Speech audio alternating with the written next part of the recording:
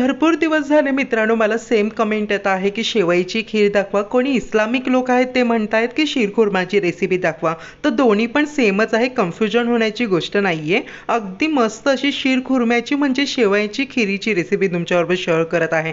अगदी एकदा बनवली तर बार बार बनवाल इतकी टेस्टी अफलातून शेवयाची खीर बनवण्याकरिता या पद्धतीने आपल्याला छानपैकी शेवया घ्यायच्या आहे. शेवया आपल्या बारीक चुरून घ्यायच्या आहेत. आता हाय फ्लेमवरती पॅन ठेवलं. पॅनमध्ये आपल्या 3 मोठे चमच इतकं साजूक तूप ॲड करायचं आहे. तूप मेल्ट झालं की यामध्ये आपल्याला छानपैकी शेव टाकायची आहे. ही शेव ऑलरेडी भाजलेली असतं म्हणजे भरपूर काय भाजण्याची आपल्याला शेवला गरज पडणार नाही.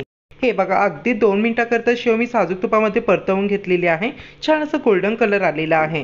आता यामध्ये चॉप केलेले काजू, चॉप केलेले बदाम, चॉप केलेले पिस्ता ॲड करून अगदी थोडेसे अर्धा मिनिटाकरता परतवायचं आहे. छानपैकी ड्रायफ्रुट्स परतवून झाले की यामध्ये आपल्याला 1 लिटर इतकं फुल फॅट क्रीम दूध म्हणजे म्हशीचं दूध ॲड करायचं आहे.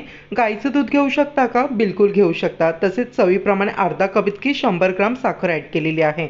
आता हे छानपैकी मिक्स आउट करत आपल्याला हे मिश्रण छानपैकी या पद्धतीने उकळी येईपर्यंत उकळून घ्यायचं आहे. हे बघा, मिश्रण छानपैकी उकळी आलेली आहे. आता हे मिश्रण आपल्याला सतत कंटिन्युअसली ढवळत आपल्याला छानपैकी अर्ध होईपर्यंत कंटिन्युअसली कुक करायचं आहे. हे बघा मंडळी, अगदी शेवयांमुळे 7 मिनिटातच तुम्ही पावशेर दुधाची क्वांटिटी चांगल्या प्रकारे रिड्यूस झालेली, अगदी दाटसर दूध तयार झालेलं आहे. आता यामध्ये आपल्याला 1 चमच विलायची पावडर आणि अगदी 100 ग्राम इतकी मिल्क पावडर ॲड करायचं आहे. आता मित्रांनो, इथे मिल्क पावडर ॲड करणं कंपल्सरी बिलकुल नाही आहे, पण ॲड केल्याने इतकी अफलातून ही शीरखुर्मा तयार होईल ना, तुम्हीच खातच बसाल, इतकं अप्रतिम.